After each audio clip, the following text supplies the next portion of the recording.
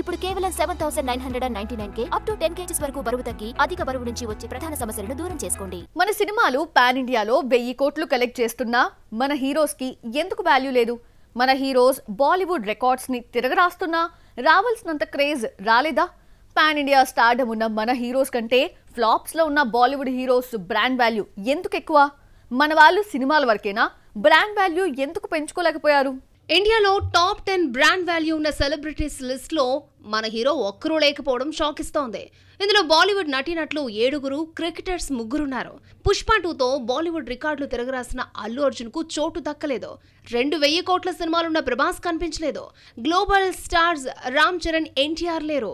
ఒకప్పుడు సంపాదన అంటే స్టార్స్ కి రెమ్యునరేషన్, క్రికెటర్స్ కు మ్యాచ్ ఫీజు మాత్రమే ఉండేది. ప్రస్తుతం అలా కాదు. కాస్త క్రేజ్ సంపాదిస్తే చాలు యాడ్స్ తో ఎక్స్ట్రా ఇన్కమ్ వస్తోంది. స్టార్డమ్ తో పాటు వీళ్ళు చేస్తున్న యాడ్స్ బ్రాండ్ వాల్యూ పెరుగుతూ వచ్చింది. చిన్న యాడ్ చేస్తే చాలు లక్షలు కోట్లు వచ్చి పడుతున్నాయి. ఇన్స్టాలో అత్యధిక ఫాలోవర్స్ ఉన్న విరాట్ కోహ్లీ ఒక్క పోస్ట్ పెడితే కోట్లలో రెమ్యునరేషన్ వస్తోంది.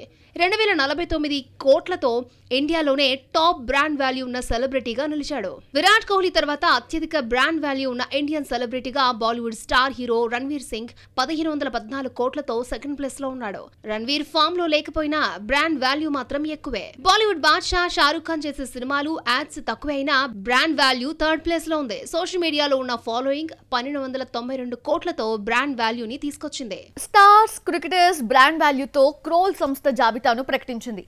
షారూక్ తర్వాత 4వ స్థానంలో అలియా భట్ నిలిచింది. ప్రెజెంట్ ఆమె 1032 కోట్ల బ్రాండ్ వాల్యూతో ఉంది. ఇండియాలో టాప్ బ్రాండ్ వాల్యూ ఉన్న 10 మందిలో 3 క్రికెటర్స్ ఉన్నారు. ఫస్ట్ ప్లేస్ ను విరాట్, 5, 8 స్థానాలు టెండూల్కర్, ధోనీకి దక్కాయి. సచిన్ బ్రాండ్ వాల్యూ 995 కోట్లు కాగా ధోనీది 912 కోట్లు. 957 కోట్లతో అక్షయ్ 6వ స్థానంలో ఉన్నాడు. గత ఏడాది ప్రెగ్నెన్సీ కారణంగా దీపిక కాస్త వెనకబడిన 912 కోట్లతో 7వ స్థానంలో ఉంది.